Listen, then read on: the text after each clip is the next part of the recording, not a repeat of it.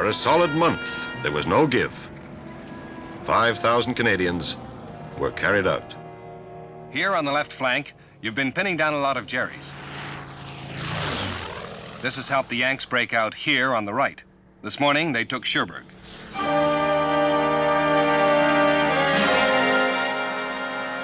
The Americans had fought well and deserved their city. But for the Canadians, each small victory was just another vacant acre. When we were green, we carried most of the equipment known to man. Some guys you couldn't see for kit. But as you got older, you got lighter. Most days we didn't have much to show. A farmhouse to us was like Waterloo to Wellington. And griping? I don't think it ever stopped. Like how hard the water was and stuff like that.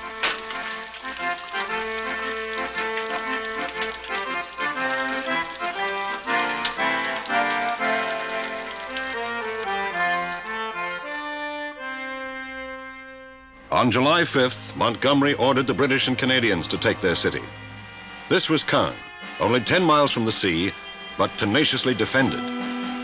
The few remaining civilians would be warned by leaflets that would be followed by bombs.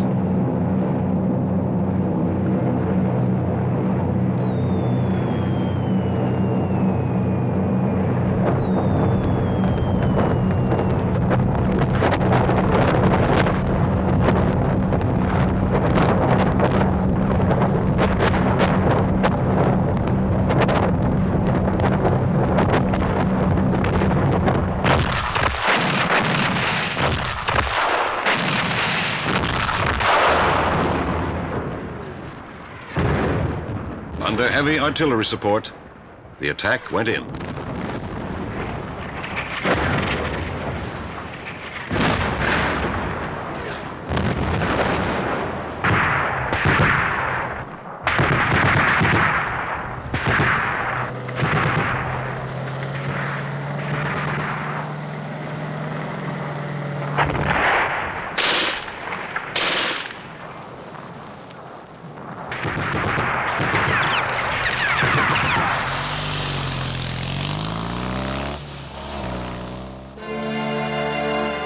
On July 9th, what was left of Caen was liberated.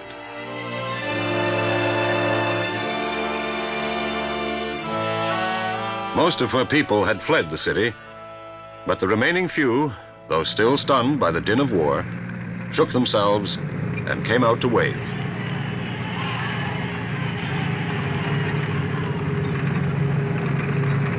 There was news that 5 miles away, important ground had been hard won. The airfield at Carpiquet had been a bloody victory, and there was work to be done to make it useful.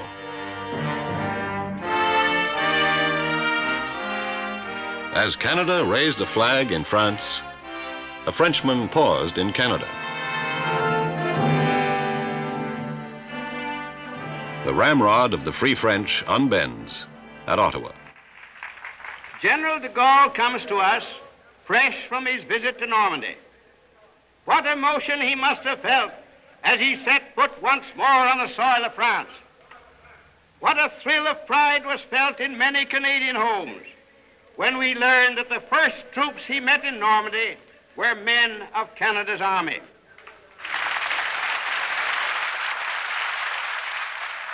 It is my duty to tell you what comfort and support they received from Canada, her government and her people, the French aviators, whom you have trained here, the French forces you have helped to arm, the French prisoners you have helped to feed and clothe, and above all, perhaps, the untold numbers of Frenchmen who, in their struggling and misery, were inspired by Canada's sympathy, can testify to that. France had yet to be delivered to de Gaulle. Across the Orne, the British and Canadians were throwing themselves against the bulk of the German armor. With the enemy massed against this pressure, the stage was set for General George Patton.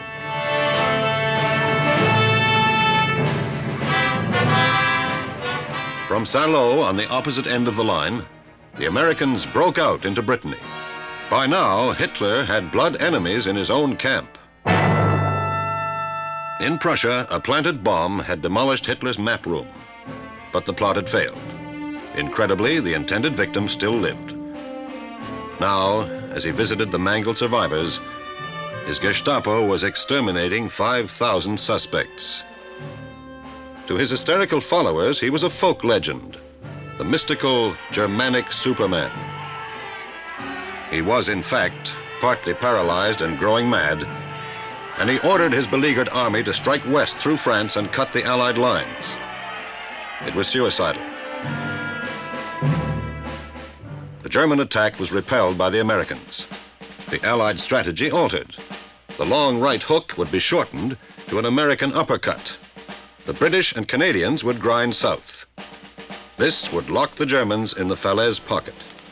Montgomery now had under his command General Crear's Canadian Army.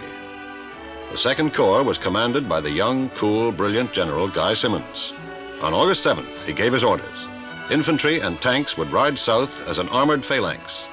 They would ride that night.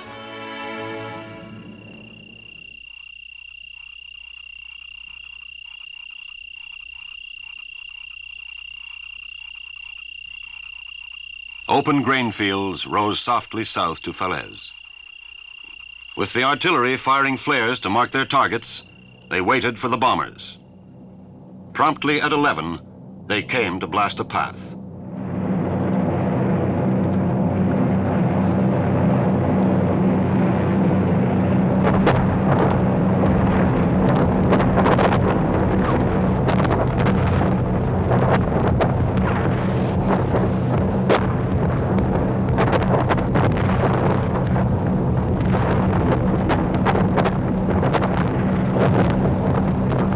At 11:30, the quiet order, move now.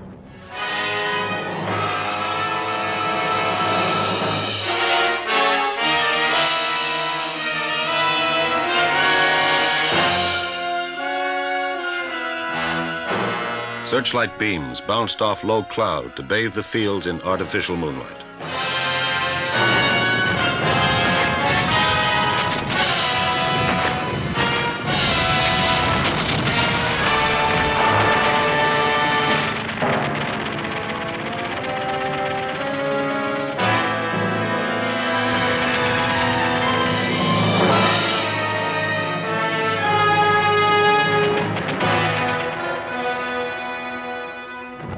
Next day, the Canadians were in trouble. They had made deep penetration, but more SS formations were rising from the grain.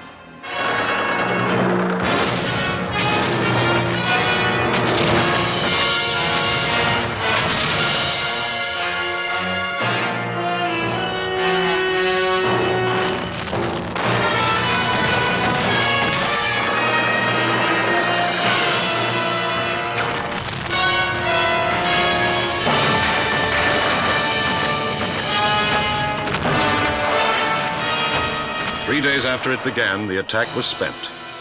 The Canadians had won 9 miles but could go no further. The German was still astride Route Nationale number 158, the bloody road to Falaise.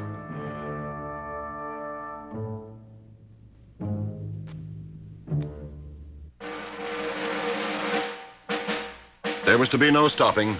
The gap must be closed. The attack must be remounted.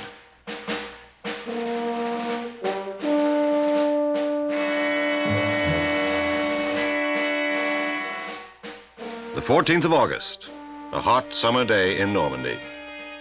The foot soldiers go to the armored carriers they call the Holy Rollers.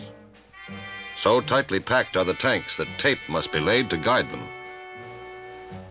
They are tired men, but brave. One is this Major Curry, who will win a Victoria Cross. It is just short of noon.